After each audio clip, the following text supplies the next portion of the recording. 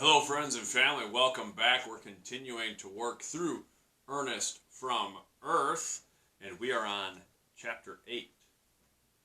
Dat and Ernest sat on a fallen tree just beyond the boundary of the forest. Their feet dangled as they swapped stories and anxiously waited for the sound of Dat's mother's whistle to signal supper. It was late afternoon, and the low angle of Targ's early evening sun set the daylight cutting through the trees, casting long shadows and shooting beams of light through openings in the forest canopy. Dat was wide-eyed as he eagerly asked Ernest questions about space travel and Earth, barely waiting for Ernest to field one question before throwing out the next. So there are other planets, like Earth and Targ?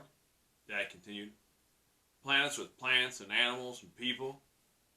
Yeah, Ernest replied. Hundreds of planets that we know about. Wow, Dat said, dreamily turning his gaze toward the sky. Ernest smiled and took the opening to ask a question of his own. Why are there always so many people at your house for supper?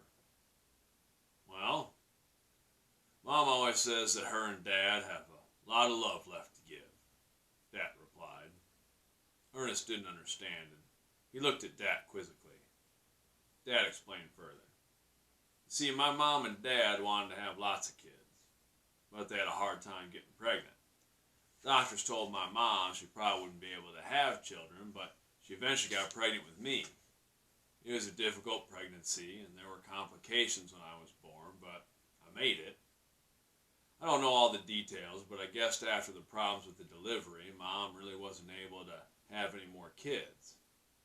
Mom always says that her and Dad got such a great kid on the first time, it just wouldn't be fair to have any more. Of course, she says that when she's not scolding me for something. Either way, she says they just still had a lot of love left to give other people. That's nice, Ernest said sincerely. Yeah, Dad shrugged. It's just the way it's always been. Since Mom's a teacher, she kind of knows that somebody in the community is struggling. Plus, my dad's a lawyer, so he's always working with people who've fallen on hard times. Ernest listened attentively as Dat continued. Well, folks always say that we're luckier than most.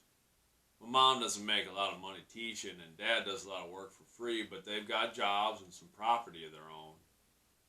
They say we've got a responsibility to help those who aren't as lucky as us. So we've just always had people coming over for supper and staying in the spare bedroom or sleeping on the couch. Dat drifted off for a second before adding, not safe to come downstairs in your underwear. There's always somebody around. The two boys laughed heartily, forgetting for a moment the oddity of their situation. Then Ernest asked, why does your dad do so much work for free? Well, Dat contemplated. See, my dad is the first Red ever certified to practice law in the whole state. He mostly works with other Reds who can't get representation in the other law firms or who don't have money to pay for any kind of lawyer. Ernest considered Dat's comments about his father.